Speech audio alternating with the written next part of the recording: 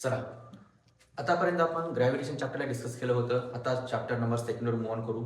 नमस्कार, माझं नाव आहे ओम भगतकर आणि आज आपण सायन्स महाराष्ट्र बोर्ड इयत्ता 10वी इथे स्टँडर्ड 10th आपण या सायन्स पार्ट 1चा चॅप्टर सेकंड करूता स्टार्ट. त्याचं नाव आहे क्लासिफिकेशन ऑफ एलिमेंट. बघा काय कशामुळं गरज काय पडली एलिमेंट्सला क्लासिफिकेशन करण्याची वगैरे वगैरे, त्याची सुरुवात आपण स्टार्ट करूता.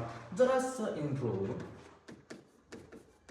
ठीक आहे. बघा, जर तुम्हाला कोणी विचारलं युनिवर्स हे कशाला बनलेला आहे, ऑफकोर्स तर तुम्ही सांगता युनिवर्स एकदम ब्रीफ मधून सांगत आहे मित्र. दोन गोष्टी बनलेला आहे युनिवर्स. फर्स्ट आहे मॅटर, सेकंड आहे रेडिएशन्स. ओके, हे आपल्या सिलेबसचा काही कन्सल्ट नाहीये, पण सांगणं इम्पॉर्टंट आहे. सुरुवात कशामुळं का करता येतं आपण हे सगळं, ती गोष्ट आहे. रेडिएशन हे अनदर टॉपिक आहे, बट मॅटर तुम्ही 5वी 6वी 7वी 8वी 9वी पर्यंत ते गोष्ट शिकल्या मॅटर काय आहे है ना. बघा, matter substance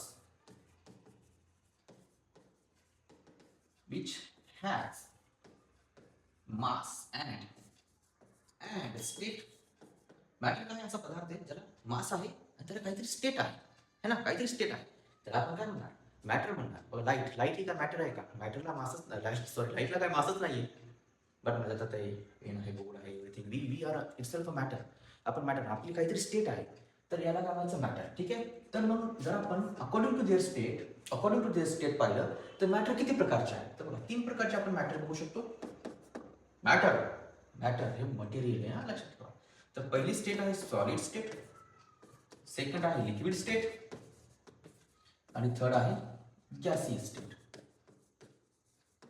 solid, liquid and gaseous, these are the 3 states of matter. Of course अजून एक स्टेट आहे जी की हाय टेम्परेचरवर मिळते, जिचा काय आपला कन्सेप्ट नाही, बघायची पण नाही आहे, पण तरी पण ह्या 3 स्टेट फार इम्पॉर्टंट आहेत. ओके, आता कोणी विचारलं ठीक आहे 3 स्टेटमध्ये मॅटर एक्झिस्ट करत दिसत आहे. एक्झाम्पल सांगायचं तुम्ही काही म्हणू शकता. सॉलिड तुमचं एव्हरीथिंग सॉलिड, आपण स्टोन आहे, लिक्विड हे वॉटर आहे, ऍसिड आहेत वगैरे, गॅस ही एअर आहे ना. का ह्या तिन्ही गोष्टी कशाने तरी बनलेल्या आहेत ना, दॅट इज आपण त्यांचे मॉलिक्युल्स म्हणू शकतो. हे मॉलिक्युल्स न बनले किंवा इंडिव्हिज्युअल ॲटम्स न बनले म्हणू शकतो. म्हणजे थोडक्यात सांगायचं, हे जे मॅटर आहे हे एक स्मॉलेस्ट पार्टिकलने बनलेलं आहे. त्या स्मॉलेस्ट पार्टिकलला आयदर मॉलिक्यूल म्हणा किंवा ॲटम म्हणा. सॉरी मित्र, जरा अशी हँडरायटिंग माझी अजून परफेक्ट झाली नाही आहे, पण तरी पण होता होईलच, इम्प्रूव्हमेंट होईलच हँडरायटिंगमध्ये, पण प्रयत्न करत आहे मी. तर आयदर मॉलिक्यूल असतील नाही तर ॲटम्स असतील. ओके, जर मी कोणतं पण एक सॉलिड घेतलं आपण, लाईक की मी एक सॉलिड मॅटर घेत आहे, काही पण मॅटर कन्सिडर करायचं. सॉलिड मॅटर आहे, काहीतरी मॅटर आहे,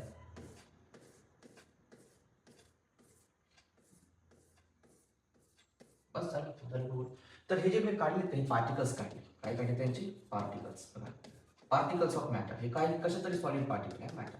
ठीक आहे, मॅटर आहे कोणतं तरी, काही पण कन्सिडर करा, स्टोन वगैरे काही, त्याचे मी पार्टिकल्स काढले, हे स्मॉल ओके. आता या जर पार्टिकल आपण बाहेर काढलं तर मी म्हटलं कन्सिडर करा हे ॲटम आहे. काय आहे? ॲटम. तर ॲटम म्हणलं तर ॲटमच्या काही प्रॉपर्टीज बाहेर पडतात. ॲटमला काही प्रॉपर्टीज असतात, ॲटम कशाला बनलेला आहे, काय आहे काय नाही, अनदर टॉपिक आहे. पण हे जे आपण करत आहोत ना, जर मी ग्रुप केला ॲटमचा, काय केला, ग्रुप केला सिमिलर ॲटमचा. कशाचा? सिमिलर ॲटम्सचा. बघा, आपण जर ग्रुप केला सिमिलर ॲटमचा, तर सिमिलर एक टाईपच्या ग्रुपच्या ॲटम्सला आपण म्हणतो एलिमेंट. काय म्हणतो? एलिमेंट. ओके, जर आपण घेतलं फेरस दॅट इज तुमचा Fe, दॅट इज त्याला आयरन म्हणतात. ओके, हे जर घेतलं आपण रॉड घेतली तर रॉडचा प्रत्येक ॲटम हा फेरसचा एक ॲटम एकत्र येऊन हे एक एलिमेंट तयार करतं. काय तयार करतं? एलिमेंट. म्हणजे अल्टिमेटली ॲटम्स एकत्र आल्यावर एलिमेंट फॉर्म होतो, एलिमेंट्स एकत्र आल्यावर मॅटर दिसतं. ऑफकोर्स, आणि एलिमेंट ज्यावेळेस एकमेकांसोबत रिॲक्शन करतात, we see the different beautiful world. बघा, हेच आहे या एलिमेंटच्या एकमेकांसोबत झालेल्या रिॲक्शनचा result. We are the result, everything is the result. जे दिसते, जे बघतो, जे आहे, हेच ते एलिमेंट आहेत जे एकमेकांसोबत रिॲक्शन करून, एकमेकांसोबत कंपाऊंड फॉर्म करून, वेगवेगळ्या फॉर्ममध्ये रूपांतर होतात, वेगवेगळ्या आपल्याला स्टेटमध्ये दिसतात, त्यांच्या प्रॉपर्टीज वगैरे ह्या सगळ्या स्टडीला आपण बेस करून कोणाच्या याला करतो, एलिमेंटच्या स्टडीच्या प्रॉपर्टीजला करतो. तर दोन प्रकारच्या एलिमेंटच्या प्रॉपर्टीज असतात. ओके, चला बघा, दोन प्रकारच्या एलिमेंटच्या प्रॉपर्टीज आहेत. बघा, सगळ्यात पहिले आता समजलं आपल्याला एलिमेंट काय, ग्रुप ऑफ सिमिलर ॲटम्स. ठीक आहे, ॲटम्स मी परत सांगतो, ॲटम एक सेपरेट टॉपिक आहे जे की तुम्ही 9th मध्ये शिकलात असाल. तरी बघा, तर एलिमेंटच्या प्रॉपर्टीज दोन प्रकारच्या आहेत. फर्स्ट प्रॉपर्टी आहे फिजिकल प्रॉपर्टीज, यांच्या फिजिकल एलिमेंट्स दिसतात कसे, आणि सेकंड आहेत यांच्या केमिकल प्रॉपर्टीज.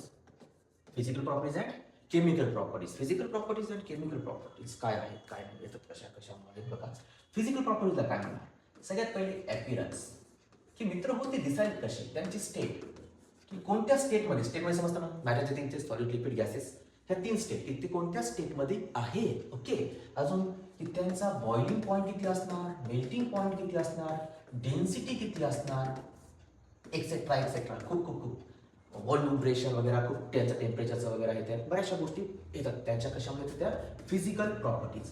पण जर केमिकल प्रॉपर्टीज म्हणलं आपण, काय म्हणलं, केमिकल प्रॉपर्टी, तर केमिकल प्रॉपर्टीजमध्ये बघणार त्यांच्या रिॲक्शन्स, कोणाच्या, एलिमेंटच्या रिॲक्शन्स, की एक एलिमेंट हा दुसऱ्या एलिमेंट सोबत रिॲक्ट करून, रिॲक्ट म्हणजे काहीतरी केमिकली इंटरचेंज करून, एनर्जीचं इंटरचेंज करून एक नवीन पदार्थ किंवा मॅटर तयार करतात, त्यांना म्हणतात कंपाऊंड. बेसिक पासून सांगते मी, स्टार्टर नाही करत पण बेसिक आहे, त्याला म्हणतात कंपाऊंड. तर एलिमेंट किती टाईपचे आहेत, एलिमेंट तुम्ही ऑफकोर्स शिकत असाल, एलिमेंटचे 3 टाईप्स आहेत, 3 टाईप्स ऑफ एलिमेंट्स, सगळं बघायचं काळजी करून. ठीक आहे, सगळ्यात पहिला आहे टाईप एलिमेंट्स आढळतात, मेटल आहेत एलिमेंट. सेकंड टाईप आहे नॉन मेटल, म्हणजे ऑब्वियस आहे. थर्ड टाईप आहे मेटलॉइड. बघा, metal, non metal and metalloid. या मेटलच्या पण ऑफकोर्स एलिमेंट आहे, मेटलच्या पण 2 प्रॉपर्टीज असणार, sir, physical properties and chemical properties. Non मेटलची पण फिजिकल प्रॉपर्टीज असणार, केमिकल प्रॉपर्टीज, आणि मेटलॉइडची पण फिजिकल प्रॉपर्टीज आणि chemical properties. What I earlier discuss is the same thing, but प्रत्येकाच्या वेगळ्या असणार. एक्झाम्पल सांगायचं तर ऑक्सिजन ही गॅस आहे, एक एलिमेंटच आहे, ही गॅस आहे, आणि वेळेला आपण सोडियम पाहिलं तर ते सॉलिड आहे. बघा, आहे का नाही, बट ऑक्सिजन नॉन मेटल आहे, सोडियम काय मेटल आहे. कसं आयडेंटिफाय करायचं, कसं नाही, मेटल आहे नॉन मेटल आहे, तुम्ही बरंचसं बेसिकली शिकलेलं असणारच.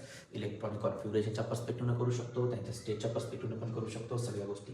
आता मी त्यांच्या प्रॉपर्टीज घेत बसणार किंवा सांगणार. आपला टॉपिक स्टार्ट करायचं की का आपण क्लासिफिकेशन का करतो, माझ्याकडे एलिमेंट्स येतं, सुखाने थांबा ना, कशाला स्टडीला टॉपिक दिला वगैरे, डोक्याचं हे वाढवायचं. पण तरी पण गोष्ट अशी आहे, कशामुळं, की ह्या प्रॉपर्टी जे एलिमेंटच्या प्रॉपर्टीज आहेत, त्या काही ना काही गोष्टीला डिफाईन करत आहेत. आले कुठून, कशा गोष्टी आहेत, आपलं मॅटर कसं तयार झालं, रिॲक्शन कशा झाले.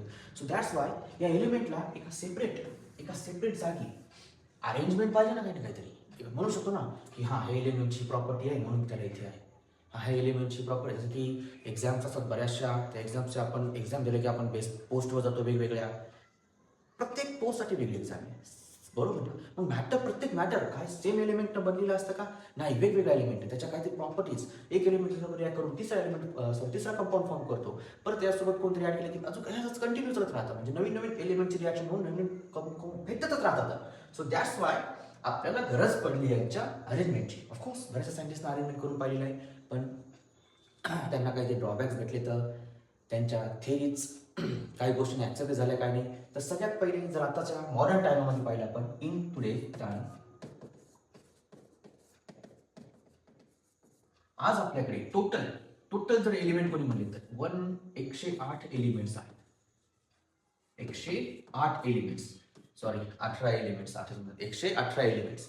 तर 118 एलिमेंट्स ऑफकोर्स त्यांच्या युनिक फॉर्ममध्ये एक्झिस्ट करतात. कोणी सॉलिड आहे, कोणी लिक्विड आहे, तर कोणी गॅसेस आहे. आणि ऑब्वियसली याच्यातून काही एलिमेंट्स असे आहेत जे की एक्स्ट्रा हाय एक्सटेन्सिव्ह प्रॉपर्टीज पण शो करतात. कशा काय नाही त्यानंतर बघू, त्या कोणकोणत्या टाईपचे एलिमेंट्स असतात, कसं त्यांना अरेंज केलं, काय नाही ते व्यवस्थित. पण सगळ्यात पहिले बघा हे, पण ज्यावेळेस आपण जस्ट एलिमेंटच्या प्रॉपर्टीजला स्टडी करणं स्टार्ट केले आपण, म्हणजे की सायंटिस्टने, तर त्यांनी पाहिलं त्यांच्या टायमाला त्यावेळेस टोटल 108 एलिमेंट्स होते का, नाही, कमी होते. ॲज पर आवर बुक, जर तुम्ही बुकमध्ये बघसाल तर आय थिंक सो 1800च्या टायमाला नियरली 30 एलिमेंट्स काहीतरी डिस्कवर होते.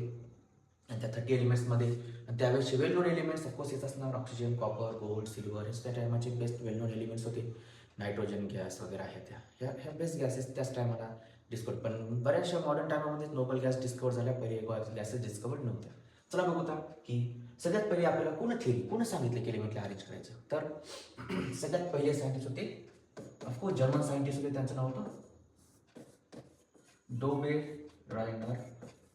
Dobereiner traits. सगळ्यात पहिले टॉपिक बघायचा अरेंजमेंटमध्ये आपल्याला डोबेरायनर ट्राइट्स यांच्यानुसार एलिमेंट्सला कसं अरेंज केलं पाहिजे, अकॉर्डिंग टू देम एलिमेंट्स कसे अरेंज झाले पाहिजे. तर त्यांनी एक गोष्ट ऑब्झर्व केली. कोणी? आपल्या डोबेरायनर. काय ऑब्झर्व केलं? सगळ्यात पहिला पॉईंट की सांगितले की बघा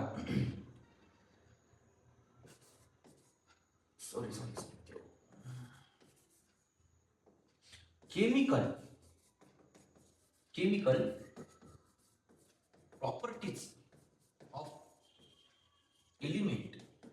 कोणत्या पण एलिमेंटचे जे केमिकल प्रॉपर्टीज असतील दॅट इज त्यांच्या रिॲक्शन्स. मी सांगितलेले केमिकल प्रॉपर्टीज म्हणजेच काय? त्यांच्या reactions. Chemical properties of elements are associated with their atomic masses.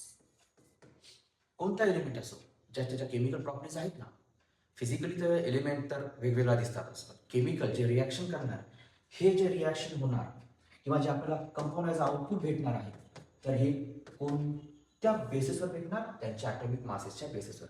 म्हणजे प्रत्येक एलिमेंटचा ॲटॉमिक मास सेम असणार का? नाही. वेगवेगळे एलिमेंट्स आहेत, वेगवेगळे ॲटॉमिक मास आहे. ऑफकोर्स बरेचसे आपल्या स्टेट बोर्डचे विद्यार्थीच असतात, लगभग खेड्यापाड्याचे विद्यार्थी, यांचा हेच डाऊट आहे, sir what is atomic mass. बघा ॲटॉमिक मास काय आहे तर काळजी करू का सांगू, स्क्रीनशॉट घ्या. ओके. तर तर ही एक इम्पॉर्टंट गोष्ट आहे की एव्हरी एलिमेंट जे काही त्यांच्या केमिकल प्रॉपर्टीज ना, केमिकल प्रॉपर्टीज डोंट फॉरगेट अल्टेट एव्हरीथिंग. ठीक आहे, फक्त पहा की ऐकत काय, जस्ट ऐकत राहा आणि फक्त नजरेने दूर करू नका, इग्नोर करू नका, फोकस ठेवा, फक्त फोकस.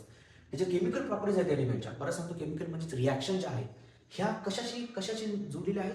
त्यांच्या ॲटॉमिक मासेसशी.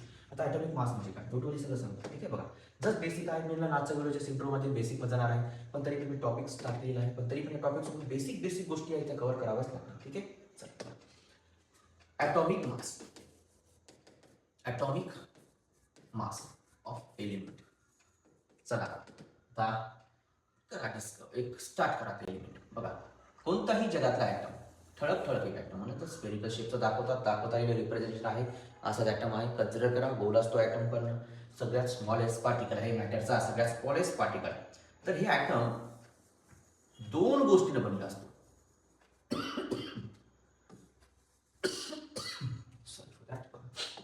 दोन गोष्टीनं. एक जे बाहेरचा ॲटमचा पार्ट आहे त्याला म्हणतात एक्स्ट्रा न्यूक्लियर पार्ट, आणि हा आहे nuclear part. Extra nuclear part आणि एक आहे nuclear part. What is nuclear part? Nothing but ॲटमच्या सेंटरला जगातला कोणी म्हणा ना सगळ्यात छोटी वस्तू काय ती ॲटमच आहे, जी डोळ्याने दिसत नाहीये. अल्ट्रा मायक्रोस्कोप पाहावं लागतं यासाठी, इलेक्ट्रॉनिक मायक्रोस्कोप बघावं लागतं. जे सेंटर आहे त्या सेंटरलाच काय म्हणायचं मित्र हो? न्यूक्लियस म्हणायचं. ठीक आहे, मग आता हे न्यूक्लियस पण कशाला बनलेलाच असणार, ही ॲटम पण कशाला बनलेलाच असणार. ऑब्वियस आहे बनलेला. ती बनलेला आहे 3 सब ॲटॉमिक पार्टिकल. बघा बस बेस्ट एक डाल्टनचं एक्झाम्पल देतो तुम्हाला. डाल्टनचं म्हणलो आपल्या बुकमधलं एक एक्झाम्पल आहे बघा की ॲटम काय आहे. कन्सिडर करा तुमच्याकडे बुंदीचा लाडू आहे, बरोबर मित्र? लाडू आला तोंडाला पाणी, हे लाडू आहे. तर लाडू मधली एक बुंदी जर मी बाहेर काढली आणि लाडू ठेवून दिला खाल्ला, तेवढी सुद्धा ही एक बुंदी, हे मॅटर्स आहे ना लाडू, हे एक बुंदी या लाडूचा काय एक ॲटम आहे. आता ही बुंदी पण कशाला बनलेलीच आहे ना. यस, इन दिस वे हे ॲटम पण कशाला बनलेला असतो? सब ॲटॉमिक पार्टिकल्स. कोणते? सब ॲटॉमिक पार्टिकल्स. ॲटमचे सब पार्टिकल्स, त्याचं तीन मेन डॉमिनंट पार्टिकल्स आहेत. बघा आता पुढची गोष्ट म्हणतो. पहिला पार्टिकल आहे इलेक्ट्रॉन, सेकंड सब ॲटॉमिक पार्टिकल आहे प्रोटॉन, आणि ऑब्वियसली थर्ड सब ॲटॉमिक पार्टिकल आहे न्यूट्रॉन. ठीक आहे, न्यूट्रॉन.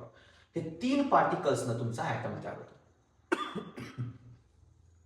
परत सांगतो, तीनच पार्टिकलने ऍटम तयार झाला असं नाहीये. काय माहित अजून न्यूक्लियसच्या आतमध्ये काय, अजून आपलं सायन्स थोडं ॲडव्हान्स नाही झालं, डेव्हलप नाही झालं की न्यूक्लियसच्या आत पण काय आहे. न्यूक्लियसच्या आतमध्ये पण दुसरे पार्टिकल सापडू शकतात. ऑफकोर्स बरे न्यूट्रिनोज वगैरे पार्टिकल डिस्कवर झालेले ते येते बघून. पण कोणी जर तुम्हाला म्हणत असेल ना तर 100% ॲटममध्ये तीनच पार्टिकल आहेत, तर शपथ सांगतो ते 100% खोटं बोलायला. ॲटममध्ये बरेचसे पार्टिकल्स असू शकतात, पण अजून आपल्याला माहिती नाही. कदाचित ते अजून डिस्कवर पण नाही असू शकतात. पण डॉमिनंटली एक ॲटम मी सध्याला म्हणणार, कन्फर्मली म्हणणार की 3 तर गोष्टीनं बनलेलाच आहे. अजून काय माहित नाही त्याच्या आतमध्ये, एवढं कोण झूम करून बघणार आहे. बघा, तर हे इलेक्ट्रॉनवर असतो चार्ज, प्रोटॉनवर असतो चार्ज आणि न्यूट्रॉनवर पण असतो चार्ज. नसतो चार्ज, हे न्यूट्रल असतं. कसं असतं? Neutral means no charge. याच्यावर कसला चार्ज नसतं. प्रोटॉनवर असतं पॉझिटिव्ह चार्ज. कोणता चार्ज असतं? Positive charge. आणि इलेक्ट्रॉनवर असतं निगेटिव्ह चार्ज. काय लावलंय सर हे चार्ज वगैरे तुम्ही कितीचं शिकवायले नाही मित्र, केमिस्ट्री आहे बघा. पण हे जे आहे निगेटिव्ह माझं कधी कधी एन हे यम सारखं होतं, सो इग्नोर नका करू. बघा लक्षात ठेवा व्यवस्थित. चला आपण ॲटॉमिक मास सांगत आहोत काय आहे, ॲटॉमिक नंबर पण बघूता. तर जर फक्त तुम्ही न्यूक्लियसला बघितलं ना तर ॲटमचं कम्प्लिटली मास जे काय ॲटमचं कम्प्लिटली मास आहे ते मित्र नथिंग बट, कोणीही विचारलं कुठं असतं? न्यूक्लियस मध्ये असतं. कशात असतं? न्यूक्लियस. ॲटमचं संपूर्ण मास कॉन्सन्ट्रेटेड असतं पूर्ण न्यूक्लियस मध्ये. तर मग न्यूक्लियस कशाने बनला? तर न्यूक्लियस बनला किंवा न्यूक्लियसच्या आतमध्ये कोण असतं? करा झूम याला का पाहिलं? अरे याच्यात तर आतमध्ये हे प्रोटॉन आणि न्यूट्रॉन. बस मग आपला हे प्रोटॉन आणि न्यूट्रॉन मिळून स्पेलिंग राहील मित्र, स्पेलिंग न्यूट्रॉन मिळून काय तयार होतं? आपलं न्यूक्लियस. मग जर माझं कम्प्लीट ॲटमचं मास न्यूक्लियस मध्ये असेल तर ॲटॉमिक मास काय असणार?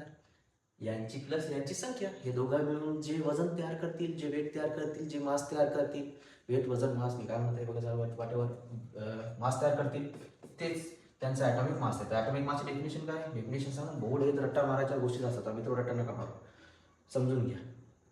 मी म्हणलं लगभग याचं काहीतरी मास आहे, याचं काहीतरी मास आहे. ऑफकोर्स तुमच्या प्रोटॉनला पण काय आहे? मास आहे. न्यूट्रॉनला पण काय आहे? मास आहे. मॅटर आहे ते, ठीक आहे. पण इलेक्ट्रॉनला नियरली नेग्लिजिबल करा, मास खूप कमी असतं. एक आकडा सांगू का? जर याचा जर मास मी म्हणलं, जर मास मी 1 ग्राम म्हणलं, मी एक्झाम्पल सांगाल मित्र, 1 ग्राम नसतं, एक कन्सिडर करा. तर या इलेक्ट्रॉनचं मास लक्षात ठेवा 1/1887 अप्रॉक्स. मला पण शोर नाही, पण अप्रॉक्स एवढं कमी मास असतं. अरे बाबा किती कमी झाले ते, इतक्या फॅक्टरवर कमी असते, इतकं कमी मास असतं. म्हणून आपण मास ॲटमचं इलेक्ट्रॉनचं कन्सिडर करतच नाही, फक्त मास कन्सिडर करतो कोणाचं? प्रोटॉन आणि न्यूट्रॉन. तर मग काय म्हणणार? The sum of number of protons and neutrons is called atomic mass. काय म्हणायचं त्याला? atomic mass म्हणायचं. आणि atomic mass A ने रिप्रेझेंट केला जाते ॲटमचा. कशाने रिप्रेझेंट केला जाते? A ने रिप्रेझेंट केला जाते atomic mass. ओके, चला हे झालं atomic mass बद्दल. या स्क्रीनशॉट. नेक्स्ट डिस्कस करू atomic नंबर. काय करू? atomic number. ॲटॉमिक नंबर हे Z ने रिप्रेझेंट केला जातो. कोणत्या पण ॲटमचा ॲटॉमिक नंबर बघा. नंबर ऑफ इलेक्ट्रॉन्स और प्रोटॉन्स, नंबर ऑफ इलेक्ट्रॉन्स और protons in the atom is called atomic number. He definition 100% valid नाही. आयतर प्रोटॉन म्हणा किंवा इलेक्ट्रॉन म्हणा, पण इलेक्ट्रॉन कमी कमी होतात ॲटमचे, म्हणून फिक्स नाही. पण नंबर ऑफ ओनली प्रोटॉन म्हणला तुम्ही, फक्त प्रोटॉनची संख्या ही त्या ॲटमचा ॲटॉमिक नंबर. चला मी जर तुम्हाला म्हणलं माझ्याकडे एक ॲटम आहे सोडियम, याचा ॲटॉमिक नंबर Z दिलेला आहे मला 10. काय दिलेला आहे? 10. हे 10 काय रिप्रेझेंट करतं माहिती का मित्र? 10 रिप्रेझेंट करतं की या सॉरी जरा कफ होता त्यामुळे पाणी वगैरे पिलं बघा. तर तर आपण बोलतो ॲटॉमिक नंबरवर. ॲटॉमिक नंबर काय आहे की number of electrons or protons in the atom is called atomic number. तर लक्षात ठेवा कोणताही ॲटम असेल त्याच्यामध्ये जेवढी प्रोटॉनची संख्या जेवढी इलेक्ट्रॉनची संख्या आहे या दोघांची संख्या सेम असते. बघा number of electrons is always equals to number of protons. Number of इलेक्ट्रॉनची संख्या कोणाबरोबर असणार नंबर ऑफ प्रोटॉन्स बरोबर असणार. तर मी एक एलिमेंट जर घेतला आपण कन्सिडर अन element or atom elements atom suppose मी म्हणतो Na सोडियम. ॲटॉमिक नंबर किती आहे 11. याचा अर्थ काय माहिती आहे 11चा की आयदर या सोडियमकडे 11 इलेक्ट्रॉन्स आहेत और 11 प्रोटॉन्स आहेत आणि तुम्हाला हे ॲटॉमिक नंबर दिला आहे Z आणि सांगितलं सोडियमचा ॲटॉमिक मास किती आहे 23. इट मीन्स दॅट की आपण बघू शकतो याच्यावर नंबर ऑफ न्यूट्रॉन्स काढू शकतो. काय काढू शकतो नंबर ऑफ न्यूट्रॉन्स. तर 23 ॲटॉमिक मास आहे. तर number of neutrons n of n म्हणजे number of neutron is equals to simple तुमचं जेवढंही मास आहे a मायनस झेड करायचं. काय करायचं a मायनस झेड. 23 मायनस 11 किती आलं 12. तर 12 हे न्यूट्रॉन्स आहे कशात सोडियममध्ये. तर सोडियमच्या ॲटमला रिसेम्बलन्स कसं असणार दाखवायचं कसं आपण. तर बघा हे न्यूक्लियस म्हणलं आणि काय करा ह्या ऑर्बिटल असतात. फर्स्ट ऑर्बिटल आहे सेकंड ऑर्बिटल आहे आणि ही थर्ड म्हणजे ऑर्बिटल म्हणजे इलेक्ट्रॉन्स राहतात. एक्स्ट्रा न्यूक्लियर पार्ट जे म्हणलं होतं ना मित्र तो हा आहे बाहेरचा एक्स्ट्रा न्यूक्लियर पार्ट. ठीक आहे हे न्यूक्लियस सोडून काय बाहेर पार्ट आहे. तर हे इलेक्ट्रॉन्स पहिले 2 इलेक्ट्रॉन्स असतात. सेकंड ऑर्बिटमध्ये 3 इलेक्ट्रॉन्स असतात 8 इलेक्ट्रॉन्स असतात. 1 2 3 4 5 6 7 आणि हे 8वा आणि ॲज पर दॅट हे 2 आणि हे 8 10 गेले आणि हे 11 उरला शेवटचा 11. हे अरेंजमेंट आहे डोंट वरी. याला इलेक्ट्रॉनिक कॉन्फिगरेशन म्हणतात. हे तुम्ही शिकसालच आणि शिकलेली पण आठवण. सॉरी हे प्रोटॉनच्या संख्या किती आहेत 11 आणि न्यूट्रॉन किती भेटले आपल्याला 12. तर न्यूक्लियसमध्ये झाला आहे प्रोटॉनिक चार्ज. हे बेसिक सांगणं खूप गरजेचं आहे कारण तो प्रॉपर्टीला डिफाईन करायचं आपल्याला. What is that what is this ॲटमचं पूर्ण बेसिक आलं पाहिजे तुम्हाला आहे. तर हे पूर्ण न्यूक्लियस कोणता चार्ज आहे पॉझिटिव्ह. हे पॉझिटिव्ह चार्ज आहे इलेक्ट्रॉन्सला आपल्या ऑर्बिटल्समध्ये बांधून ठेवतो. ठीक आहे हे पुढे शिकायचं अजून काय नाही पण लक्षात ठेवा बेसिक आहे. आता सांगा यार मी ऑलवेज का असं स्ट्रक्चर दाखवत बसणार काय ॲटमचं.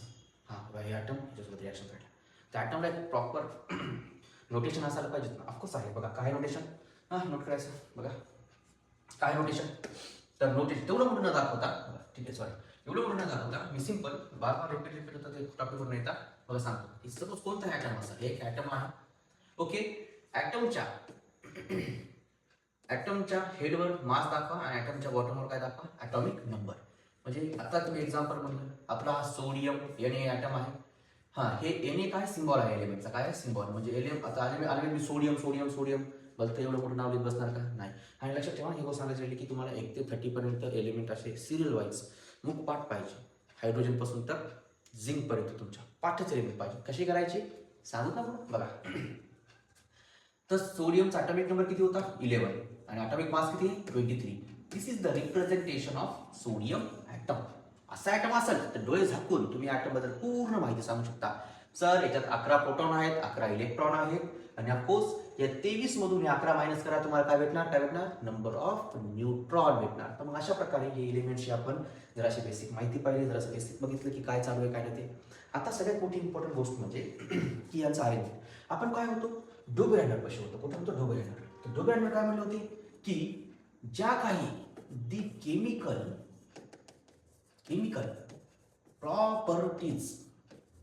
properties of elements are atomic function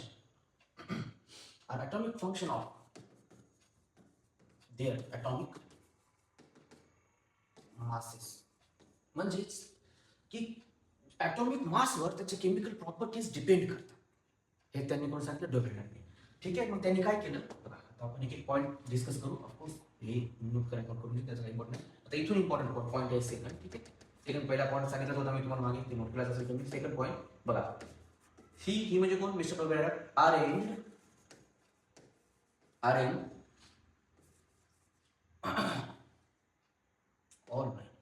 arrange 3 elements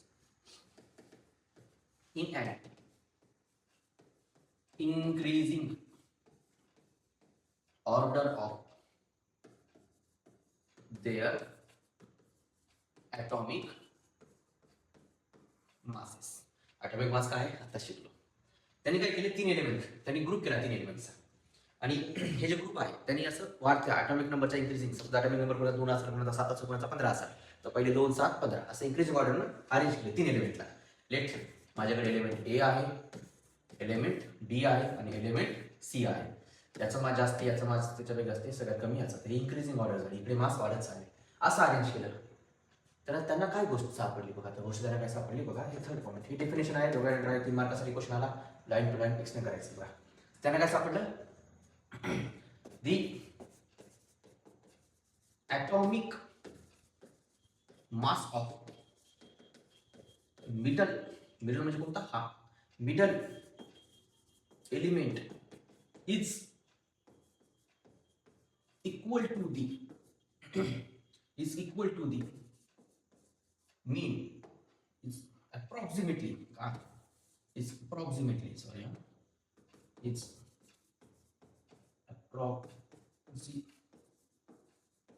approximately equal to the atomic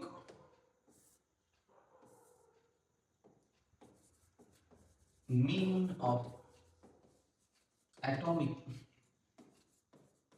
masses of other two elements. 2x घेऊन बघू शकता, काय नाही. तर हीच आहे ऍक्च्युअल डोबेन ट्रायची डेफिनेशन. जे काही याचा ॲटॉमिक मास असणार हे या दोघांच्या ॲटॉमिक मासचं मीन असणार, अप्रॉक्सिमेटली मीन येणार. म्हणजे सांगायचं म्हणजेच आपण जर मी याचा ॲटॉमिक मास बीचा ॲटॉमिक मास काय ते बी आहे सपोज, तर याची जी व्हॅल्यू येणार इक्वल येणार अप्रॉक्सिमेटली म्हणा इक्वल असणार कोणाच्या, atomic mass of B plus सीचा मीन म्हणजे ॲव्हरेज असतं. मीन म्हणजे काय, average.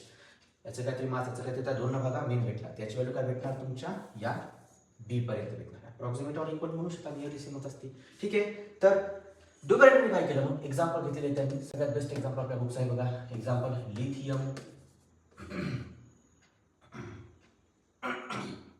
Lithium sodium and potassium. ठीक आहे, लिथियम सोडियम अँड पोटॅशियम.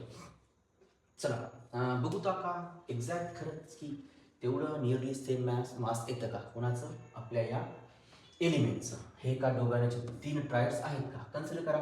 आता बघा अप्रॉक्सिमेटली मी मास यांचा अप्रॉक्सिमेटली आहे ना व्हॅल्यूजमध्ये गेलो की जेणेकरून आपल्याला अप्रॉक्सिमेटली याच्यावर व्हॅल्यू आणायची. चला बघू अप्रॉक्सिमेट मास आणायचं. लेट मी लिथियमचं मास म्हणत आहे, अप्रॉक्सिमेटली लिथियमचं मास मी 6 घेतो. ठीक आहे. आणि पोटॅशियमचं मास अप्रॉक्सिमेटली 29 एवढं असतं. डाल्टनमध्ये मास आहे, कशामध्ये असतं, डाल्टनमध्ये. ठीक आहे. तर मग सोडियमचं मास काय पाहिजे मित्र, सोडियमचं मास काय असणार, Li प्लस पोटॅशियम के अपॉन 2. तर याला लिथियमचं 6 आहे, पोटॅशियमचं 29.2. मी अप्रॉक्सिमेट घेतलं तर ऑफकोर्स हे पण आपल्याला अप्रॉक्सिमेट भेटणार. काहीतरी किती येणार आहे, 45/2. तर किती आलं याचं मास मग, लगभग परत अप्रॉक्सिमेटली मला 23 म्हणू शकतो, ऑफकोर्स म्हणू शकतो. बघा तर जे काय सोडियमचं मास आहे अप्रॉक्सिमेटली किती आले, 23. हेच आहे डोबेरेन ट्रायड्स, हेच आहे डोबेरेन ट्रायड्स, हेच त्यांनी सांगितलेलं आहे. मग असे त्यांनी 3 एलिमेंटचे ग्रुप केले. तर ऑफकोर्स इथे काहीच सिक्वेन्स नव्हती. इथे फक्त कन्सिडर करा ॲटॉमिक मास, इंक्रीजिंग ऑर्डर लावा, तर ॲटॉमिक मासेसला 3 एलिमेंट पाहिजे, 1 2 3. तर मधल्या जे एलिमेंटचं मास असणार या दोघांच्या मासच्या मीन बरोबर असणार. बस एवढं लक्षात ठेवा, बाकी काय नाही. ड्रॉबॅक विचार जाणार काय नाही, ऑब्वियस आहे ड्रॉबॅक तर खूप आहे त्या थेअरीमध्ये, खूप जास्त आहेत. कारण की प्रत्येक एलिमेंट ही असं शो करत नाही किती म्हणून शोध चालतो मी, जास्ती भेटलेले नाही आहेत. सो हे होते डोबेरेनचे ट्रायड्स. एक्झामला तुम्हाला क्वेश्चन कशा प्रकारे मला एक्झाम्पल कन्सिडर करा म्हणे की असा एक एलिमेंट ए आहे ज्याचा मास आहे 5, असा एक एलिमेंट सी आहे ज्याचा मास आहे 10. तर अकॉर्डिंग टू डोबेरेन सांगा बीचं किती मास असेल, आणि हे त्याचे ट्रायड्स आहेत म्हणते डोबेरेनचे. ऑब्वियस आहे या दोघांची सम करा, त्याला दोन्ही वेगळा, तर आपल्याला तुम्हाला 20 मार्क भेटेल 7. तर अशा प्रकारे तुम्हाला बोर्डला एक्झामला क्वेश्चन येऊ शकतं किंवा एमसीक्यू टाईपला पण विचारला जाऊ शकतं. प्रोबॅबिलिटी तर कमीच आहे, पण तरी पण काय सांगता. ठीक आहे. आता ऑफकोर्स यांचे तर ट्रायड्स फेल गेलेत, सक्सेसफुली फेल गेलेत, सक्सेसफुली. यांच्या नंतर आलेले आहेत न्यूलँड. यांनी खूप भारी थेरी दिली बघा, Newland. Newlands octaves.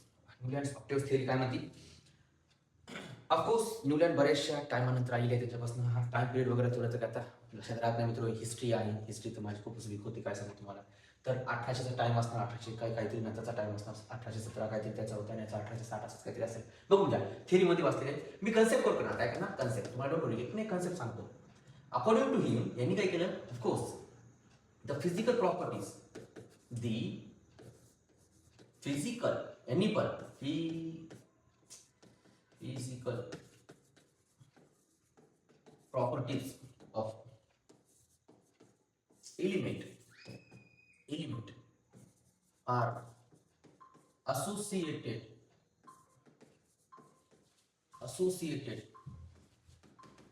with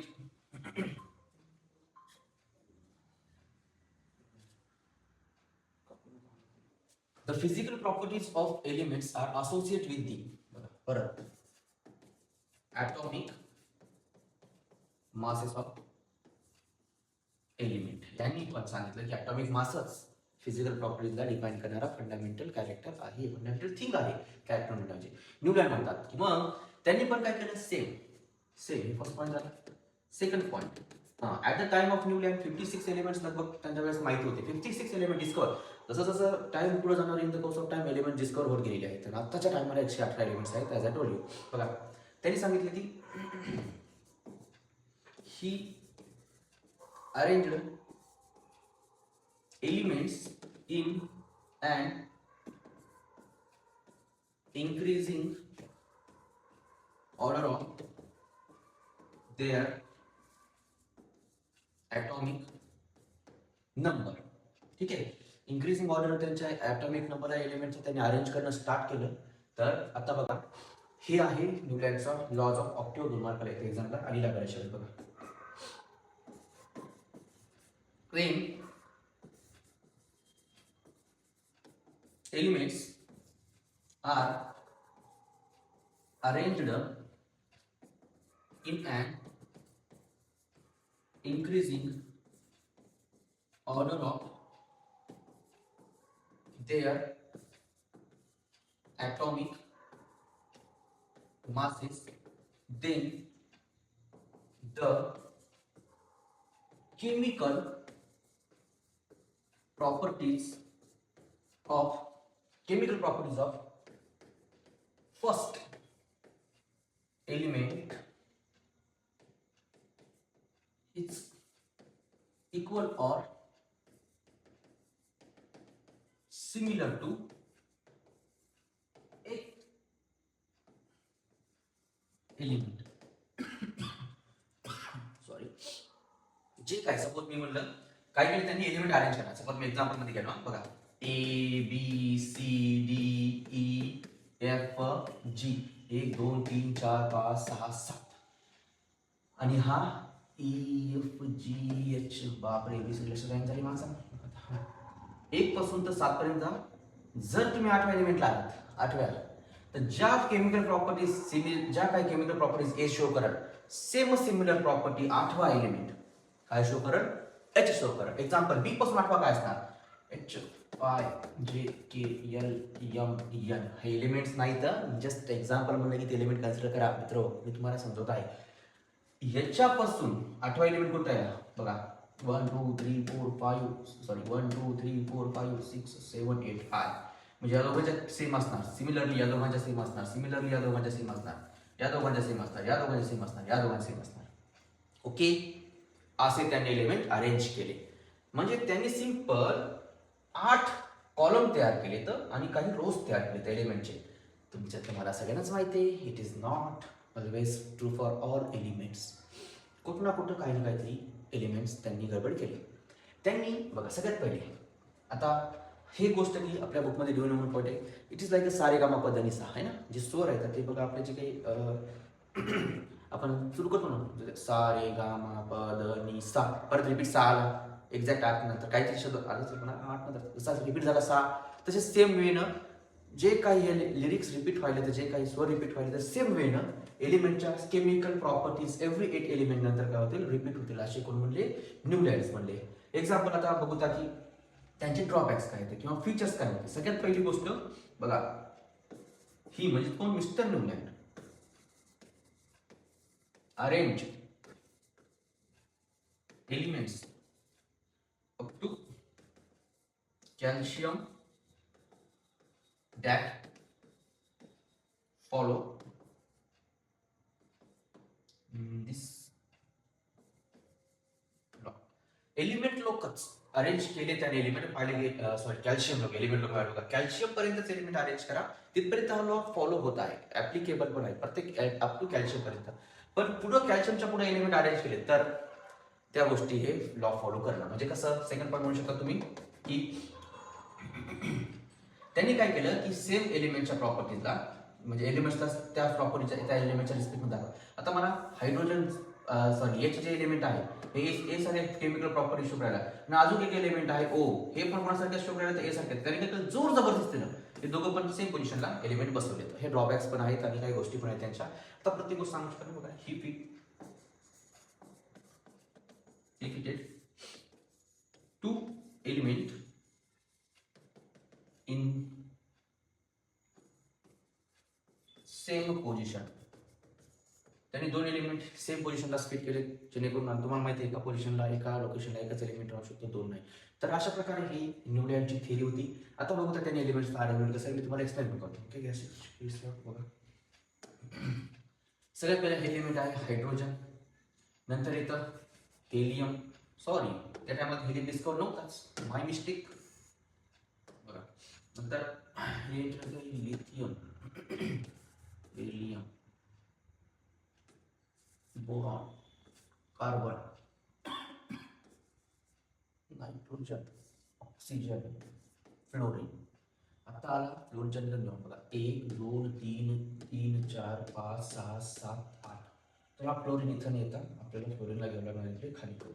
8वा element कुठे येणार, हायड्रोजनच्या खाली. बघा फ्लोरीन आलं खाली. ठीक आहे, फ्लोरीन नंतर निऑन येतो, पण निऑन त्या टायमाला डिस्कवर होता. नोबेल गॅसेस कोणत्याच होत्या त्या टायमाला, फक्त काय होते हे एलिमेंट्स होते. आता कोणकोणते बघा, मी आपलं कॅल्शियम पण अरेंज केलं बघा. फ्लोरीन नंतर येते डावा झाला sodium, magnesium, aluminium, silicon, phosphorus, sulphur, आणि नंतर 17वा क्लोरीन, नंतर 18वा 19वा आणि हे कॅल्शियम. आता इथून पुढे जे एलिमेंट आहेत ना ते हा रूल फॉलो करत नाही. तुम्ही कोणत्या बघा, ऑफकोर्स सर तुम्ही बघा सिलिकॉनच्या केमिकल प्रॉपर्टीज आहेत कार्बनच्या रिलेटेड, फॉस्फरसच्या केमिकल प्रॉपर्टीज आहेत नायट्रोजनच्या रिलेटेड, लिथियमच्या केमिकल, सोडियमच्या केमिकल, पोटॅशियमच्या केमिकल प्रॉपर्टी आहेत, तिघांच्या पण सेम आहेत. कशा एक्झाम्पल सांगायचं म्हणजे तुम्हाला बघा की जर आपण या तिघांची पण व्हॅलेन्सी चेक केली तुम्ही मित्र, व्हॅलेन्सी तर सगळ्यांची व्हॅलेन्सी काय आहे, वाहतूक व्हॅलेन्सी. आणला प्रश्न परत दोन सांगतो, पुढे सांगतो काय नका.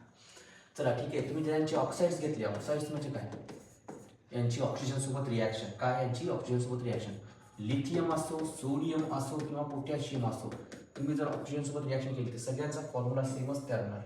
काय होणार, Li2O, Na2O आणि K2O. This is called chemical properties. व्हायला क्लिअर आता, व्हायलाच पाहिजे, खूप चांगली गोष्ट आहे, कारण की ह्या गोष्टी बेसिकली झाल्याशिवाय नाही. मग इथे तुम्हाला एक गोष्ट समजली की अरे सर हे फक्त लॉ आपण ऍप्लिकेबल झाला अप टू कॅल्शियम, आणि हे लॉ त्याने अजून पुढे राहण्यासाठी जोर जबरदस्त दोन एलिमेंट एका जागीच खूप सोडले, दोन एलिमेंटची पोझिशन एकच केली.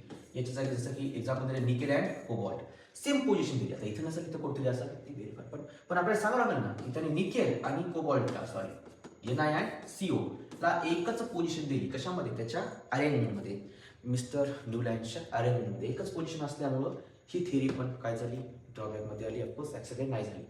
आता याच्यानंतर बरेचसे एलिमेंट डिस्कवर झाले. ठीक आहे, आता ऑफकोर्स त्यांचा टाइम पण खूप कमी होता, म्हणजे यांचा टाइम पण खूप आधीचा होता, मॉडर्न टाइम होता, त्यावेळेस थोडं हे होतं. आता बराचसा टाइम मॉडर्न झाला, नवीन सायंटिस्ट आले, मेंडेलिव्ह. त्यांनी त्यांचा बराचसा पिरियड टेबल तयार केला, बराचसा, पण त्याच्यामध्ये पण काहीतरी गोष्टी राहिल्या, आणि इथूनच IMP टॉपिक आहे. IMP मेंडेलिव्हज पिरियॉडिक टेबल लगभग झालाच होता, पण त्याच्यामध्ये पण काही ड्रॉबॅक आले, त्यामुळे त्यांचा टेबल त्यांनी तयार नाही देऊ शकले एलिमेंटच्या अरेंजमेंटलाच periodic table. The tabular arrangement of element in row and columns is called periodic table. ठीक आहे, तर ही डेफिनेशन पिरियॉडिक टेबलची नंतर बघू काय कशाने काय ते. पण रिपीट सांगतो की न्यूलँड्सचं एवढं काय होतं, तुम्हाला एवढं काय रिप्रेझेंटेशन, एवढं काय सांगावं लागेल, 2 मार्कासाठी एक्झामला टॉपिक येऊ शकतो किंवा ट्रायल्सचा टॉपिक येऊ शकतो. ओके, चला ठीक आहे, भेटूता उद्याला. नेक्स्ट टॉपिक आपण कव्हर करता मिडिल यूज पिरियड टेबल. हा मोठा टॉपिक आहे आणि मोस्टली लिहून द्या. चला ठीक आहे, थँक्यू.